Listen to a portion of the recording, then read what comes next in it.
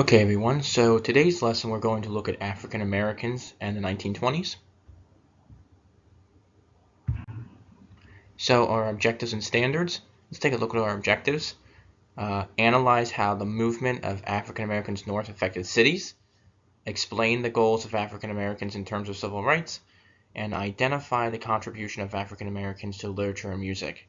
And there are the standards there as well. So our vocabulary preview, just one word, the Harlem Renaissance.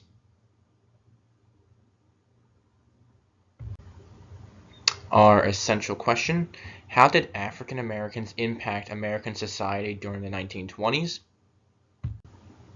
Okay, so before we get started the lesson, I'd like you to listen to the song by Louis Armstrong and his group to understand how African Americans made an impact on culture and society in the 1920s. There's no real lyrics to this song that you're going to listen to, but it gives you a good idea of what type of music was being listened to and played during this time period and how African Americans contributed to that as well. Okay, so African Americans head north. So between 1910 and 1920, hundreds of thousands of African Americans moved to cities from the South in the North for jobs. Okay, by the end of the decade, so by the end of the 1920s, over 40% of African Americans lived in cities. However, the increase of African Americans was not always accepted. For example, there were at least 25 race riots, I believe, that took place in the summer of 1919, so before we got to the decade of the 1920s, and some of them were very violent. So a lot of white Americans and other Americans in cities were not happy about African Americans coming into their cities. So this picture down here is a picture of James Weldon Johnson. He was the leader of the NAACP during this time. You may remember or may have heard of the NAACP before. But the NAACP pushed for legislation to protect the rights of African Americans still. The main thing they're going to focus on during the 1920s is anti-lynching bills, and they had 3 in Congress, but none passed. But despite being shut down by Congress pretty much, they continued to campaign for anti-lynching legislation through other organizations as well. So while some African Americans found their voice in the NAACP, others are going to find it with Marcus Garvey and the UNIA. African Americans still face threats and violence in their communities. There was a man by the name of Marcus Garvey, and he was an immigrant from Jamaica, and he believed that African Americans should create their own separate society from whites. So he founded the UNIA, or the Universal Negro Improvement Association, and what they wanted to do was support African American businesses, and he also called for a return to Africa to create their own country.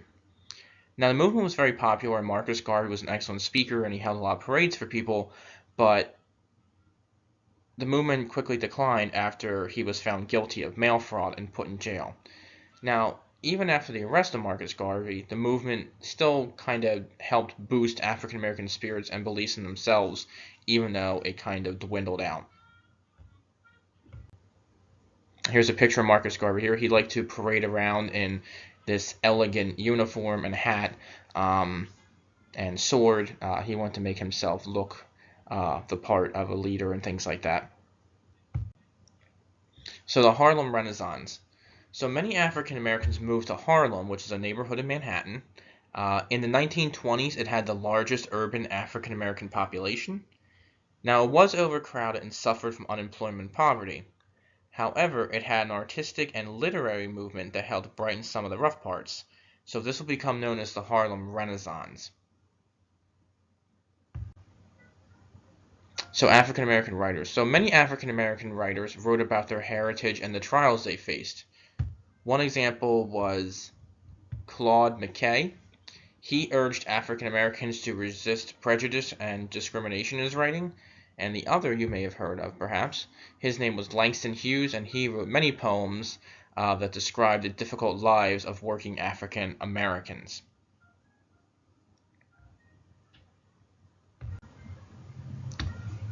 Now, African Americans also became performers, and their talents reached far outside the literary world. Paul Robeson became a major dramatic actor. Louis Armstrong became one of the most influential musicians in the jazz world, and you've probably heard his name before, seen that picture before, or a picture of him. Edward Kennedy, also known as Duke Ellington, became known as one of America's greatest composers. And Bessie Smith sang blues and was one of the greatest vocalists or singers of the decade.